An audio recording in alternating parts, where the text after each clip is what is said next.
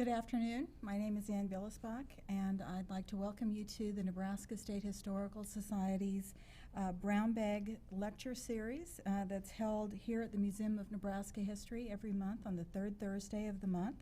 A detailed schedule for this series is available on our website at www.nebraskahistory.org, and I think you're seeing this on your screen if you would like more information about our programs. Before I introduce today's speaker, I'd like to thank the Nebraska State Historical Society Foundation for funding the filming of these lectures. Their financial support allows us to tape these and then broadcast them on public access television. So many of you are seeing this in the comforts of your own home on cable access, public access television, and we thank the foundation for their help in doing this. Today's program is, we're very excited about. This is a group presentation. The title of the program is This Unsafe Star, Writing and Performing the Emmett Till Story. Many of you may have been reading about this, and many of you may have even seen the performance of this at the Lead Center in the past few weeks. We have with us Chris Maly, who is a drama instructor at Lincoln High School, and a number of his students who are involved in the production of this play. And they will be talking to you today about the development, the writing of the play, and also just the what it means to perform something like this. So if you'll join me in welcoming Chris Maly and his students, we'll hear more about it.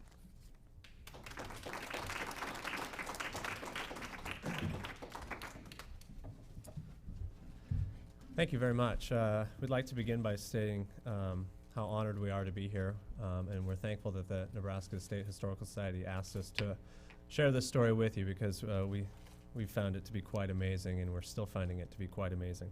The students that are with us today are Shannon Harris, Arthur McWilliams, and Ian Maycomer. And they'll be helping me present to you not only the story of Emmett Till, but what we experienced as well. The idea for this particular play really started after we went to Laramie, Wyoming in 2003.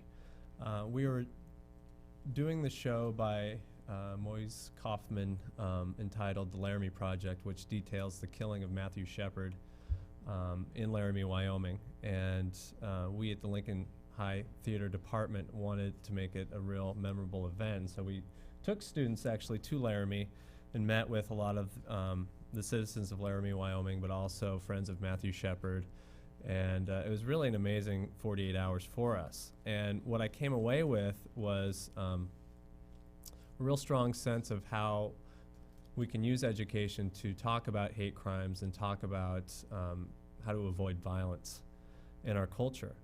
And as we were designing the set, Patsy Kojans, the director of that show, wanted to have 4 murals of victims of hate crimes. And for some reason, the name Emmett Till just kept popping into my head and kept reappearing, and became a part of the mural for our show. And that was the particular photo that we used for the mural. And after the show was done, I kept the mural in my classroom, and I kept having students come into my classroom and asking, who is this young man? What's the story? What's going on here? And I began incorporating his story into my oral communications class, and students started ask me very specific questions about the event and who Emmett Till was. And I didn't know the answers to the questions, and so I just began reading as much as I could. And as I began to read it, I found a lot of moments that I'd never been taught about, that I'd never heard about, surrounding the story that I thought were absolutely extraordinary. Breathtaking moments that history, for some reason or another, has not really given a whole lot of justice to or attention to. And so I thought, well, this is our moment. My original plan was to have the script completed in 2005, to have Mamie Till, Emmett's mother, come and speak at Lincoln High School, and it would be a big event marking the 50th anniversary of his murder. Unfortunately, she passed away in 2003, And so I kind of just shelved the idea for a while. And then slowly went back to it and back to it. And as I went back to it, around about the time of 2006, I started looking at our own history in Nebraska. And one event that came to mind was the riots in Omaha of 1919, where Will Brown was accused of rape under suspect circumstances, and was literally dragged from the courthouse and lynched, and then subsequently dragged through the streets of Omaha. And at the time was a nationally recognized horrific event, but again, being a child growing up in Nebraska, I'd never heard about it. And so the issue of hatred and the issue of racial hatred in our own culture here in Nebraska seemed to me quite relevant looking at our past. And so I started to get into the story of Emmett Till. Now, Emmett grew up in Chicago. He was born and raised in a small community to the west of Chicago known as Argo, which was named after a detergent. It was an industrial part of town. And then his mother moved to Chicago for a job and began to raise him. One thing history doesn't tell us about the Emmett Till story is the relationship between his mother and Emmett Till. Whenever I would do research, whether it was through books or online, it typically just talked about the crime, the horrific torture that Emmett endured, and it was simply the crime. But what never got any recognition whatsoever was here's a single mother in 1950 Chicago trying to raise her son Emmett. Lewis Till, Emmett's father, was killed during World War II, not in combat. He was actually executed for an alleged rape. That too the facts of that crime never really surfaced either. And so all Emmett knew of his father was a ring that was given to him when his things were sent back from Italy. And for me, it became to be a story about family. And I never understood why Emmett wanted to go to Mississippi in the first place. And then as I started doing research, I realized it was because of family. And then I started to think about what would it be like if I was restricted from visiting family simply based upon social norms, or mores of the time. And that's when his death became even more and more tragic, because all he was wanting to do was visit family. In the summer of, I think it was 1954, I could be incorrect on that, but his uncle, Moses Wright, was a preacher from Maly, Mississippi, and he came up to Chicago for a funeral. And while he was there, he was telling the youngsters stories about Mississippi and what life was like. And so for a Chicago kid, the rural life was something completely different. And it was then that he started to be fascinated with this rural life. Arthur McWilliams at this time will be doing his monologue from the show as the part of Moses Wright. On the delta, the stars are so bright, like millions of diamonds hanging just out of your reach. You lay on your back and stare straight into heaven and up past the Milky Way. And on the moon you can see every wrinkle, every shadow with the naked eye. In the delta you hear a million creatures singing in the distance all night long, and nothing sleeps. The fish leap out of the water and you can hear them whisper something to the night. Sometimes when you're out fishing, you feel the presence of folks who once were there but are no more. The ghosts walk thick at night. They come out to see the stars too. They all come out, centuries of folks. The ones who couldn't get to heaven because they're staring straight into heaven along with you. And as you stare into the sky, you see a star fall right to the ground. It comes out of nowhere unannounced and blazes across the sky. And as you watch it, you just can't believe your eyes. It feels like you're seeing a miracle. And then it's gone just as fast as it arrived. And you stay up all night long just hoping to see another. And sometimes you do, sometimes you don't. But you keep on staring and the stars fall to the earth and the fish leap to the sky and you wonder where the world went. You can't see where the sky begins and where the world ends, and that's when you forget all about the fields and you forget all about the ache in your back and you forget that tomorrow will be just like today.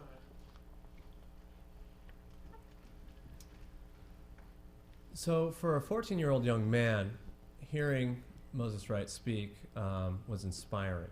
And Moses Wright himself was an inspiring individual. And so his cousin, Wheeler Parker, was given permission to go and spend a great deal of time in that subsequent summer, coming up summer. And Emmett had to go. He just had to go. And Mamie Till, having spent some time in the South herself, didn't want this at all.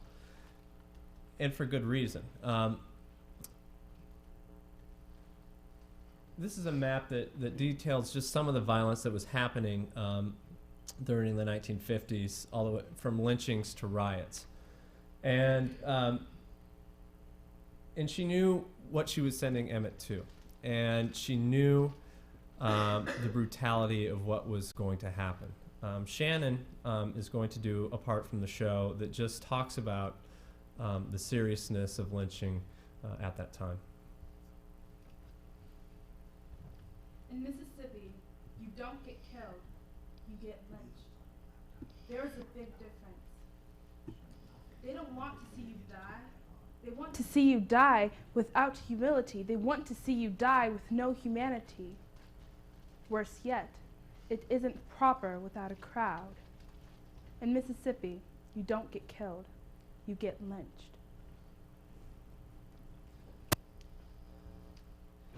And so Mamie Till spent a great deal of time talking to Emmett about where he was going, what he had to do, when he was on the sidewalk, if there was a white person to get off the sidewalk, all those small idiosyncrasies that he never was raised with.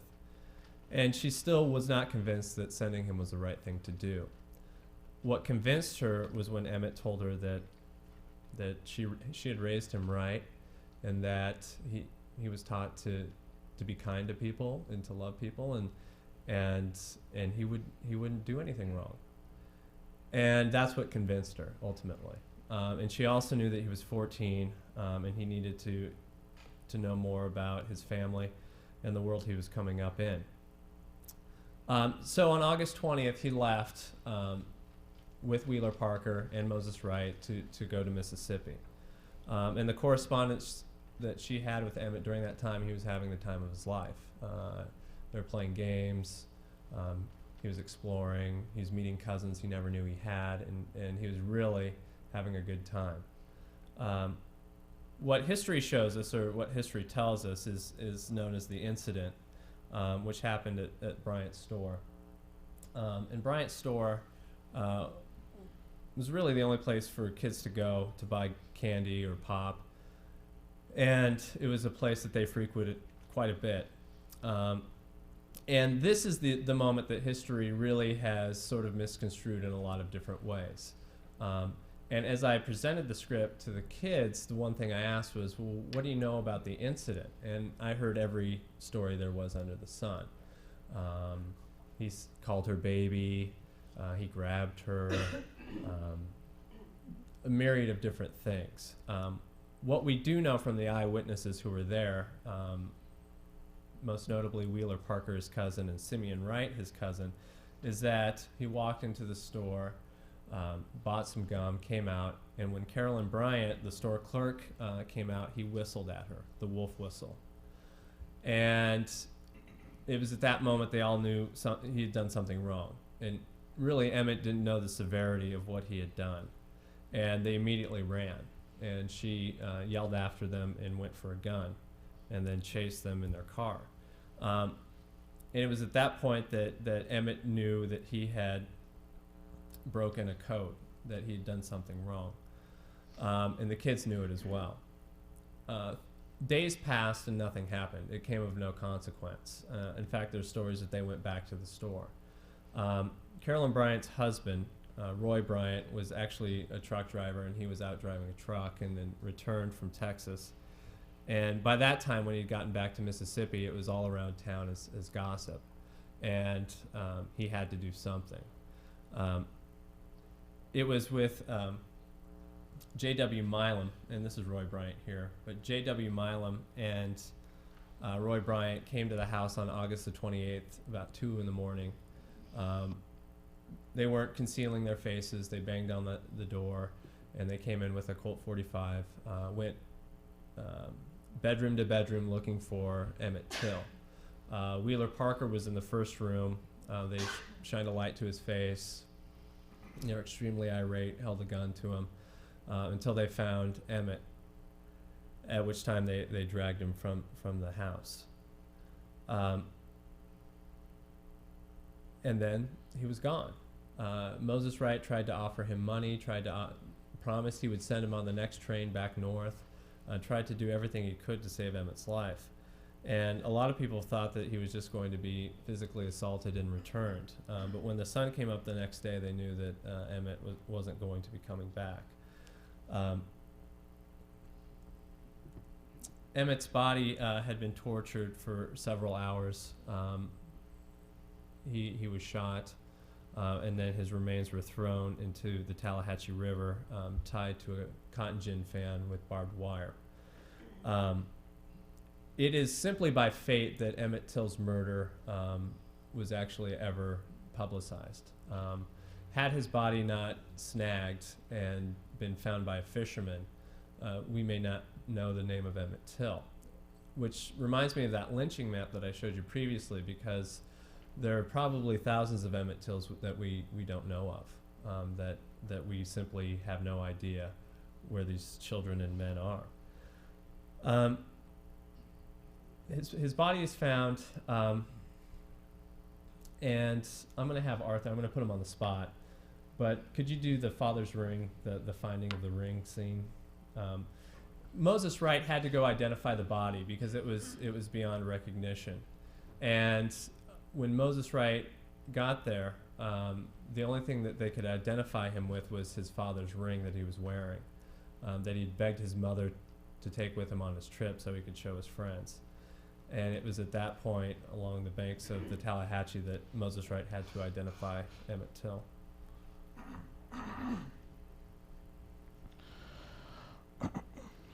That's him.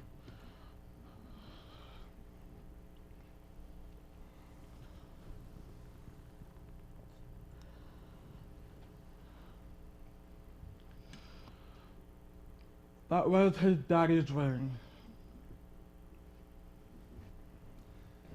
And that's when Sheriff Strider sent Emmett's body to the African American undertaker and demanded that the body be buried immediately. He contacted Moses Wright and said, "You're going to have a funeral this afternoon," and literally bury the evidence. And they were having a funeral for Emmett Till, and his mother fought the state of Mississippi to have the body returned, and so just before he was put into the ground, they agreed.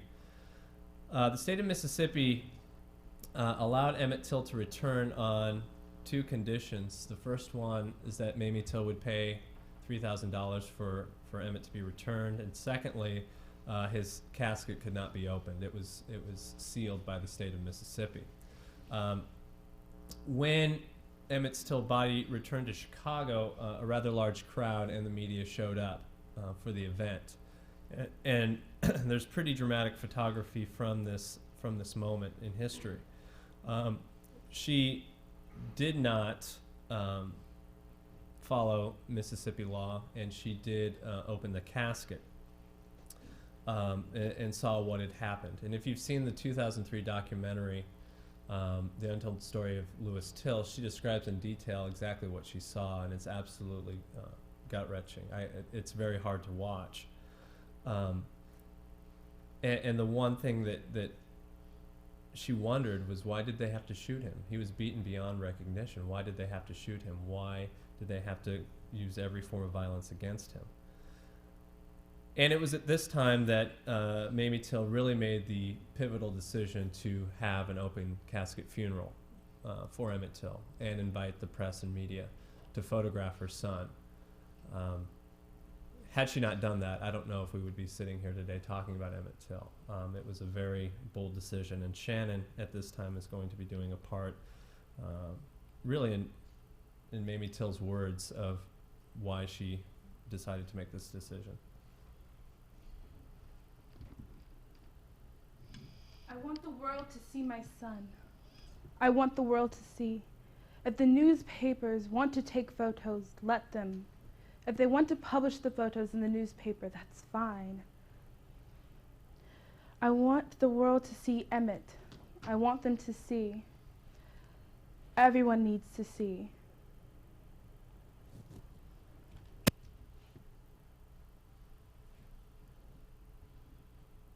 And she knew that, and lynching wasn't a secret. Postcards were made of lynching mobs. The one difference this time is that it's a child. It's a 14-year-old. And if a 14-year-old isn't safe, then no one is really safe. And really, Chicago went into an uproar, and the NAACP was pivotal in assisting Mamie Till with this, with fighting racism. And so by the time they have the funeral, 50,000 people show up. The funeral really is a continuous event for almost 40 hours. And Mamie Till at one time had to speak to the crowd because they didn't know if they'd be able to get in and see. And it was a catastrophic event for that excuse me, for Chicago. And when you look at the newsreels from that event, what's interesting is on either side of his casket are two medical nurses. And they were there because people's just visceral reaction to what they were seeing. Oftentimes they'd faint right there on the spot. And they would be exited into an alleyway outside of the church, and there would be just rows of chairs for people to collect themselves. It was a traumatic experience, to say the least. You'll notice that she put Emmett's two photos on his casket so that people could do a comparative look. That particular photograph of Emmett was taken at Christmas in 1954, so it had been less than a year. And magazines did show up and take the photograph, and it did appear in publications and changed a lot of people. I did not include that particular photograph in this PowerPoint for a number of reasons. Whenever I do research on Emmett Till, the first thing that always comes up is the picture of his bludgeoned body. It's without a doubt the most synonymous thing that we have with Emmett. And it's horrific. And you know, I think for my students and for others in the public who are coming to hear about Emmett Till, once you know the background of who he was, then I think it's important to go look at the photograph. Once you see him as a child, you see him with his mother, and you know more about him as a human, I think then when you go to look at the photograph, it's far more powerful. Oftentimes, you know, we see violence over and over again, and we become immune to it. And with Emmett Till, I started off seeing him in a bludgeoned state, and then had to work my way back. And so, if you know, whenever I do the story of Emmett Till, all the students want to see that photograph, and I tell them that they can do that on their own. And it's quite readable to see. But for this show, what I wanted to do was to celebrate not only his life, but the fortitude of his mother, to make a decision like this. This, to me, you know, is the civil rights movement, a mother losing the one thing in her life and having to make a decision, not for herself, not for the city of Chicago, but for all of us. This was a decision that wasn't made for money or to benefit anyone. This one was for generations unborn. And so the fact that we're not seeing powerful images like this, and that our kids are seeing more of the violence, as a teacher, as a parent, is something that I was apt to change with this particular show. Well, the funeral and the response to the funeral inspired a trial in Sumner. after we finished the show in October, in fact, the day after, I flew to Chicago to meet with Wheeler Parker. And Wheeler Parker traveled with Emmett and was there for everything. And the one thing that he told me as I sat and talked to him that day was that the element that really gets disregarded is the fact that they had a trial was paramount. Had the NAACP, had his mother not been so willing to tell the world, there wouldn't have been a trial. It just would have gone away. And the trial was held in Sumner, Mississippi, and ironically, the town sign of Sumner, Mississippi reads, a good place to raise a boy. And this is the particular courthouse where the trial was held. The trial in the courthouse was primarily agitated Caucasians, people who did not think that this was even, it was simply a speed bump, it was a formality, it was sort of getting in the way of normal life. And Maly Till herself traveled to testify, because she had to testify that this was her child, because the defense was that we don't know who this is. Emmett Till could be on the loose somewhere.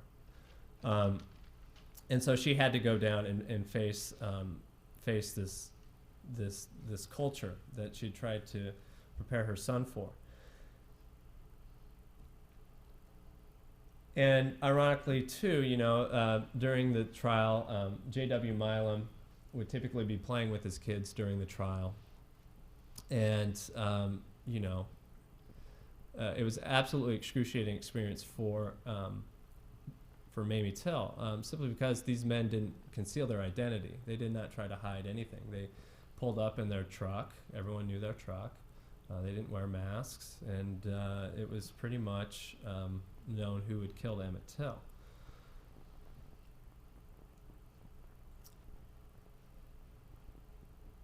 Maly Till went there to fight, and another individual who also went there to fight was Medgar Evers. And Medgar Evers is an infamous civil rights activist, but he literally went door to door, went through cotton fields trying to find anyone who knew something about this story.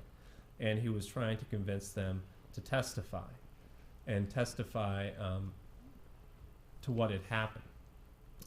African Americans were reluctant to testify because it was suicide. They too would be killed. And so they had to decide for themselves whether or not it was worth going through the testimony for truth, because it could mean the death of them or their family. And so to me, this is really a story about heroic behavior, not only with the likes of Medgar Evers, but the people involved who chose to testify. They had to leave subsequently. They had to leave the life that they knew and head north. But they wanted the truth to be noted. I think Arthur will do the testimony. I'll do the part of the lawyer. Arthur's going to do the part of Moses Wright on the stand, which is a real pivotal scene and moment in history. This was the first time an African American had accused a white man of a crime in the history of state of Mississippi. And so to set the scene for you, it's summer. It's extremely hot in the courtroom, and all eyes were on Moses Wright. He needed security to go. They had him in sort of a waiting room before he entered the courtroom. Many believed he would be shot while on the stand, but he showed up and he was going to testify. I'll be reading the part of the district attorney from Mississippi. Tell us what happened, Uncle Mose. Well, I was awakened at 2 in the morning by a loud banging at the front door. I went on out to see what it was, and there were 2 men, one with a gun in one hand and a flashlight in the other. They came asking for the boy from Chicago, and they went on back and threatened Emmett and took him and brought him outside to the person in the truck. They asked the person in the truck if Emmett was the right boy, and the person in the truck said yes. Do you know whose voice that was in the truck? No, sir, but it was louder than a man's voice. What happened next? Well, they put Emmett in the back of the truck and drove away. Did you ever see him alive again? No, sir. Could you identify the two men that took your nephew? Yes, sir. Could you rise and tell the court who the men were? There he is. There's Mr. Bryant. That's the man that was with him.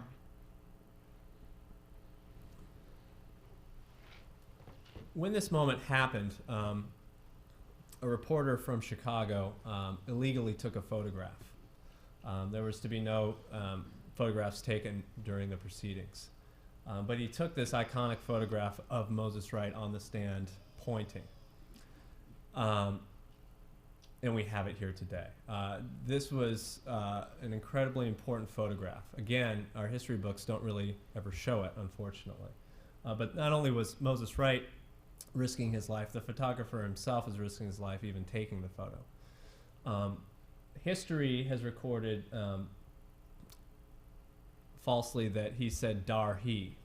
And in talking to Moses Wright's son, Simeon Wright, who still lives in Chicago, he gets very agitated when people bring up the story of dar he, because Moses Wright was an articulate man, and oftentimes he gets portrayed as sort of a country bumpkin or someone who speaks in syllables. And so one thing they were pleased with our show was the fact that Moses Wright's portrayed in his true state. And so if you ever come across the dar he, it does make family members quite angry.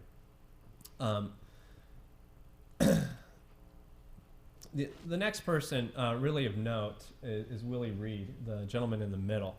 And Willie Reed was walking at night and came upon the plantation where Emmett was being tortured, and came upon the farmhouse where he heard Emmett's screams and saw Mr. Milam come out of the house, or excuse me, the barn, for water. Medgar Evers had to convince him to testify, and he did. He went and testified and had to leave Mississippi the next day. After Moses Wright's testimony, men came to Moses Wright's house in the middle of the night and circled the house, and so he knew he had to leave at once, and so they both left. Moses Wright went to Chicago, and no one knew where Willie Reed went. And in fact, as Wheeler Parker told me, he just assumed he had died too. No one had heard where he went, no one knew where he went, so they just assumed he was dead, and that was just a casual assumption. He was just gone. But he too testified to the time and place, and actually heard the torture happening. The trial was really a fluke. The jury deliberated for maybe 45 minutes. Many jurors said they only met that long so that they could have a soda pop and make it look good, because the world press had come to Mississippi. I think press from as far as Paris had come to cover the trial. Once the not guilty verdict was read, cigars were busted out, and a lot of cheering happened. As Mamie Till puts it, she says it sounded like it was the 4th of July. And everyone knew that it would come back not guilty. And everyone knew that these two men would not be prosecuted for the crimes. And so they left. The people who testified left, and Mamie Till went back to Chicago. But what's really inspiring about this story, and I wanted to write this play not just to illustrate a particular aspect of our history, but also talk about the fortitude of certain individuals of taking situations and making the world better because of it. In December, right after the Emmett Till murder, Rosa Parks, in an interview, stated that while on the bus, she thought about Emmett Till. She thought about him and what had happened in Mississippi. And if you study at all Rosa Parks' life, you know that she worked extensively with young people. And she was not a tired seamstress. She was an activist. And when Emmett Till's murder happened, that's when she knew something needed to be done. In January, J.W. Milam and Roy Bryant were paid $4,000 and confessed to Look magazine, the January 1956 issue. I tried to find a copy of the cover. The cover's interesting because you'll see that it's blurry, but it says the shocking story of a proved killing in Mississippi, and the rest of the cover talks about teenagers. And as you flip through the magazine, it's very hard to find the article. Two killers confessing to kill a 14-year-old boy, and it gets buried behind a cover story about teenagers. Kind of shows you where the country was at the time. But they confessed. They admitted it. They knew that they had been acquitted and nothing could happen, and so they took the money and talked about how they killed Emmett Till. And it was at that time Mamie Till wrote to J. Edgar Hoover and President Eisenhower and never got a reply letter in return because of it. In my research, I found that August 28th was the day that Emmett was abducted and killed, but it was also the day in 1963 that Dr. King gave his I Have a Dream speech. And so there's a lot of interconnectedness with Emmett's death and the civil rights movement. Many have called his death the catalyst of the civil rights movement, but there are thousands of stories that were before Emmett, unfortunately, that served as catalysts as well. And so we have this story, and we at Lincoln High wanted to do a play. And so I worked for a few years writing this play. And I credit my colleagues, John Heineman and Patsy Kojans, for encouraging me to continue. Because after Mamie Till passed away, I really didn't know where we could go with it or what could be done with it.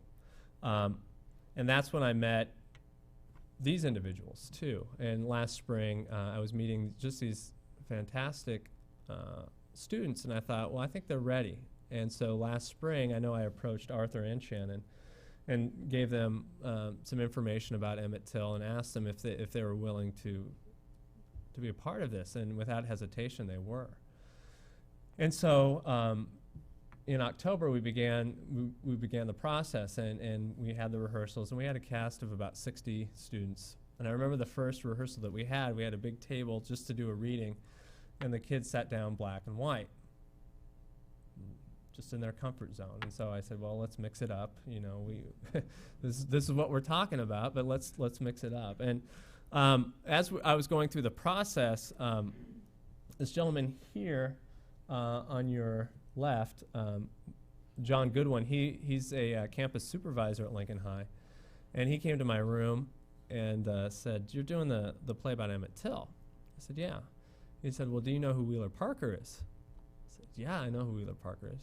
He said, do you want to talk to him? I said, yeah, I'd like to talk to him. He said, do you have your cell phone? I said, yeah, I got my cell phone.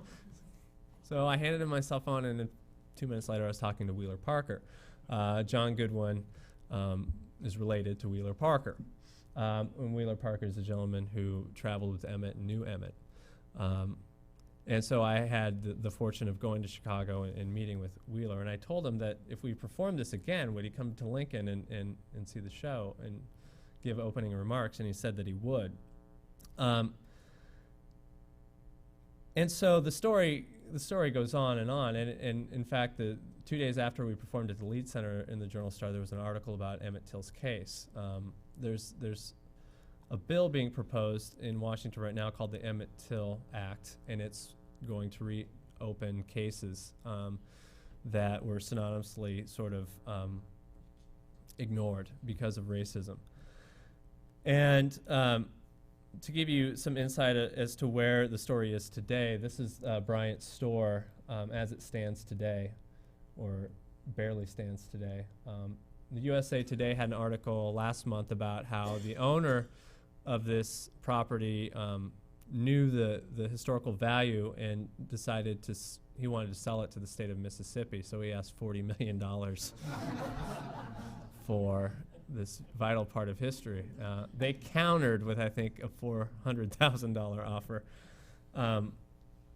But the story still has significance, and the grand jury reconvened, and they were about to call Carolyn Bryant to the stand to answer for kidnapping charges because she was thought to have been in the truck as well. And the jury did not, they closed. They did not seek her out. And so that ended last week. Mamie Till is buried at Bur Oak Cemetery in extreme southwest Chicago. And if you ever have a chance to stop at Bur Oak Cemetery, I really recommend that you do. It's a fascinating cemetery, just historically speaking. Baseball players, poets, politicians.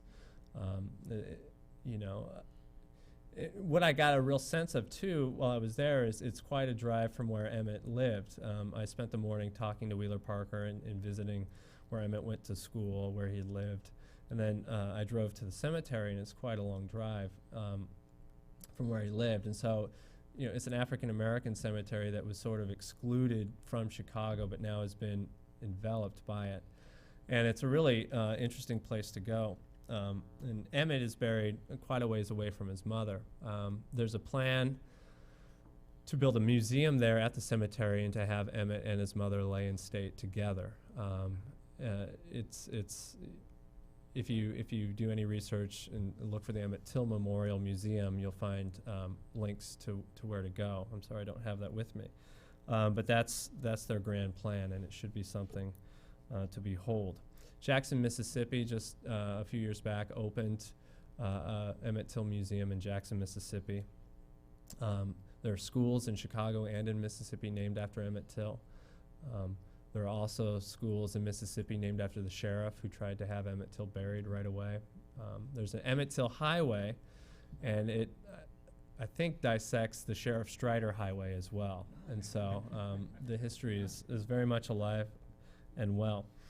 And so we performed in October and had a good response, and then we were had the pleasure of performing at the Lead Center with Wheeler Parker in attendance, and he gave the opening remarks. And so I got to spend the weekend with Wheeler and at the Lead Center and to tell this story. And in the opening and closing of the story, I used the words of Mamie Till, and it was her goal to tell the world about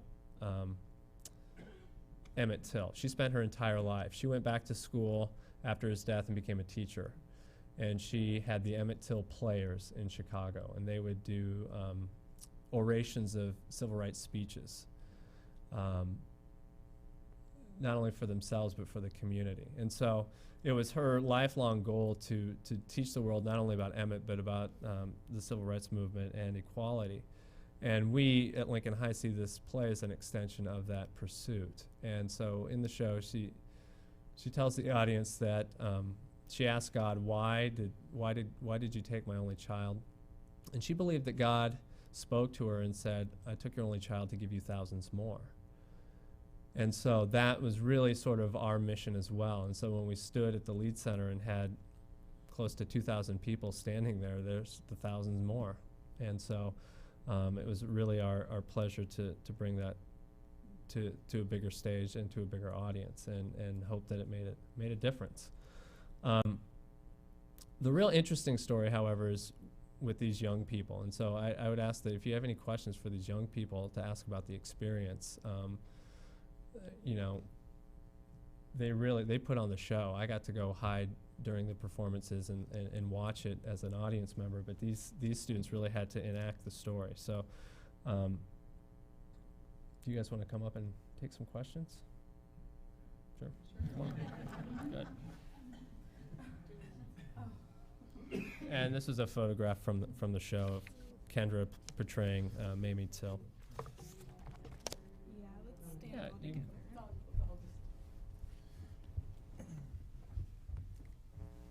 Question. Hi, I'm Arthur McWilliams.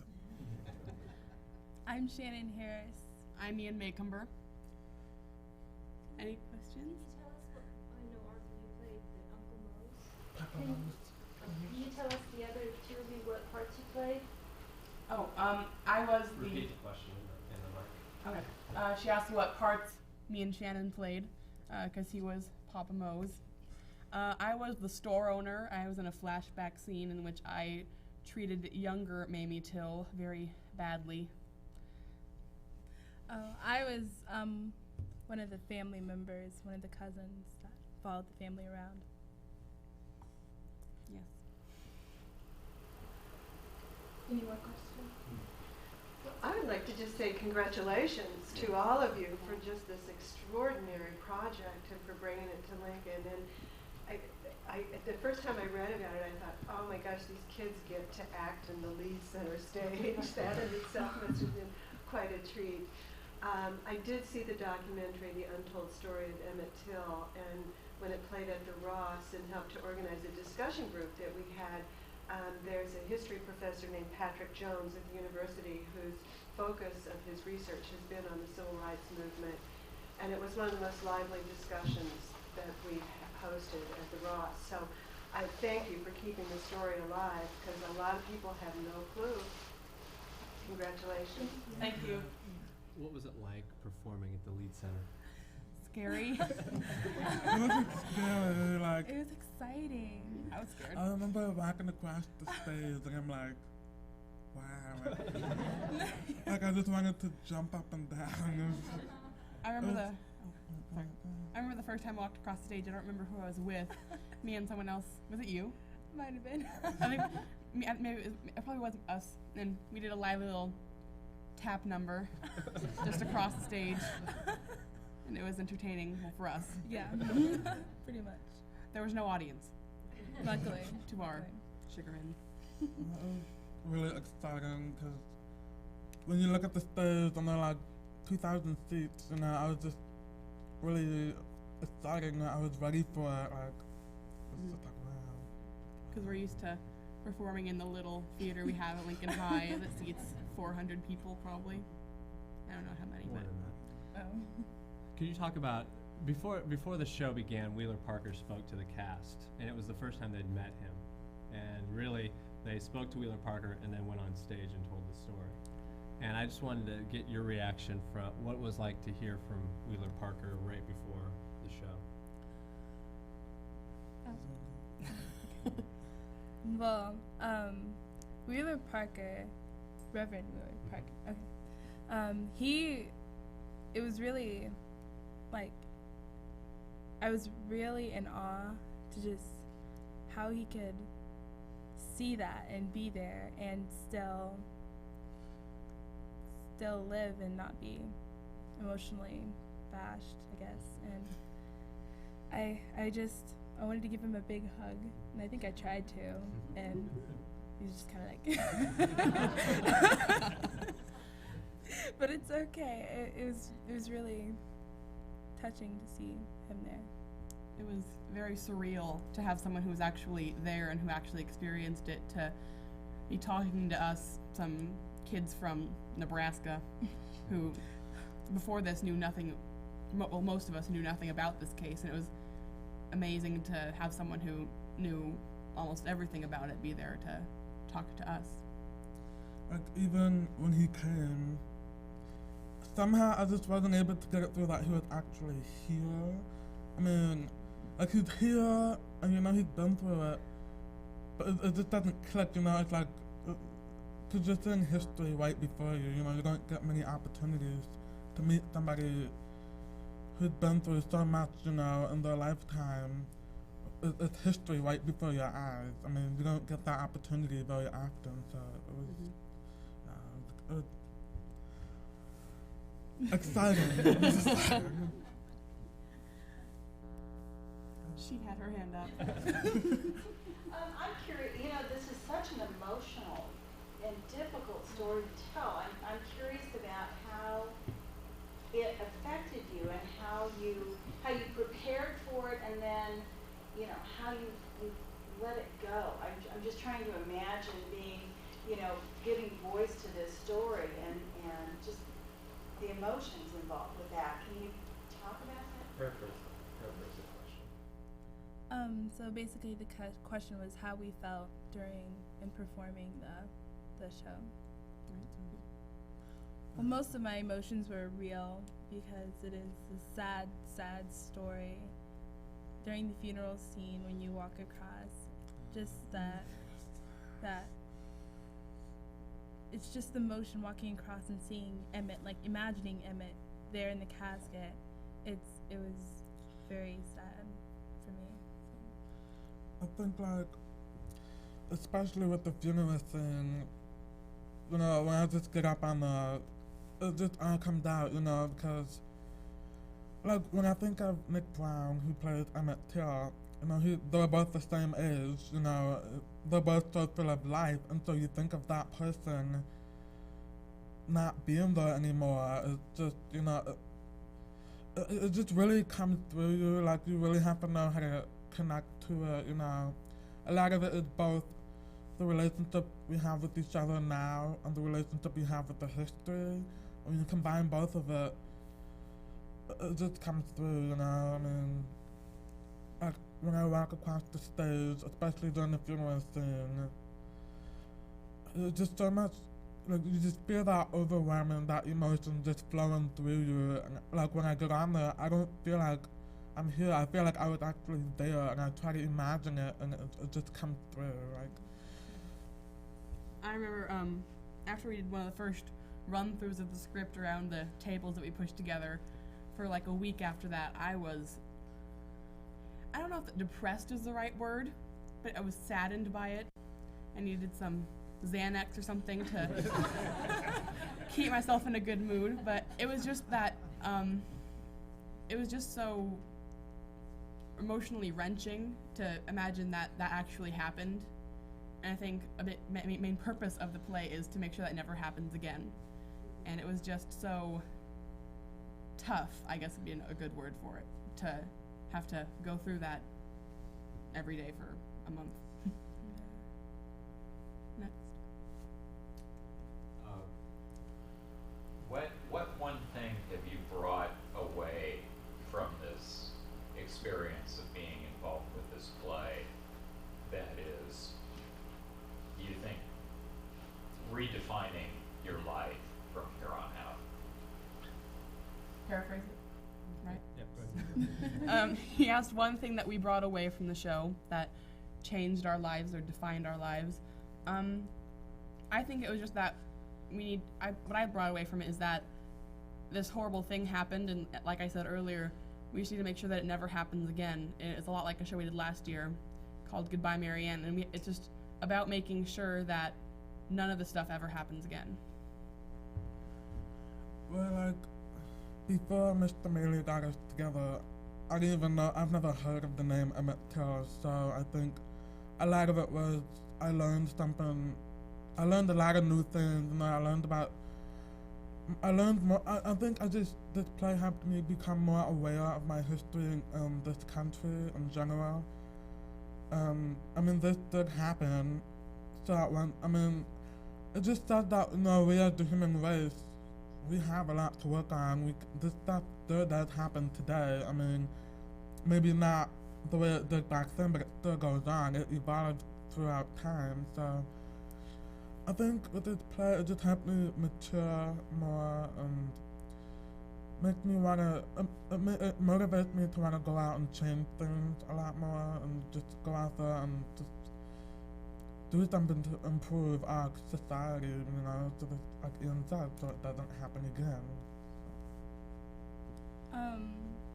I took away that this was a little over 50 years ago, which is very recent. It wasn't 100 years ago or 150 years ago. It was 50 years ago, and that recentness, I guess, just kind of awoke me to, like, it's still going on, and that they allowed it to happen 50 years ago after our country was a little bit more together, and it just kind of awakens you a little bit to be more aware of things that are going on. I'm gonna answer part of that question too, because when I went to meet with Wheeler Parker, he's essentially the same age as Emmett Till, and so when I met him, I was thinking the whole time, this is how old Emmett would be, and things of that nature. And the one thing that Wheeler Parker told me that I'd never read, had never heard about Emmett was that he was a natural-born leader, and that he was always the center of attention. He was a natural-born leader. And when you tell that to a teacher, we immediately think, well, what have we lost here? And it was after that conversation I went to Emmett's grave, and I stood there. And again, this is about less than 24 hours, 48 hours after we'd finished the show at Lincoln High. And I was waiting for an epiphany, a moment, some sort of message. Here's this child in this grave. What does it all mean? And I had no answers. It was cold and it was silent. You know, you go to a cemetery in Chicago, you go from, you know, loud noise to silence. And so I went back to the airport, and I was just sort of trying to get everything together. I remember writing in my notebook, a born leader. And I put my things away, and then I sort of looked around the airport of all these people, races, sizes, ages, going every which way freely. And I thought, and that's when the thought hit me, this child and this mother affected everyone. And they didn't need fanfare. They didn't need exposure. They didn't need $4,000 from Look magazine. They just did it. And to me, that really epitomized, you know, the American dream of just doing it and making the world better because of it. And that, right after I had that thought, I opened the Chicago Tribune, and it was the day before Barack Obama announced his idea for going. I know he announced it with more fanfare, but he was announcing a planning committee to plan. And here is a child from Chicago running for president, and no one, and it's good. It's fine. It's socially acceptable. And so it was a breath away, but you know, we're still making progress, and we still have a lot of work to do. I think taping is wrapping up, so I want to end on that note of hope, but also that this child did do something extraordinary. And although we don't know his story and it doesn't get a lot of exposure, we can work to tell it and to hear the other stories that are untold as well.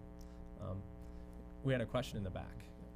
Yes, what do you anticipate the future is for this play? You filled up the lead, that's quite an accomplishment. What's interesting about this show was it was going to be performed 3 times at Lincoln High last October. And then people said, well, let's take it here. And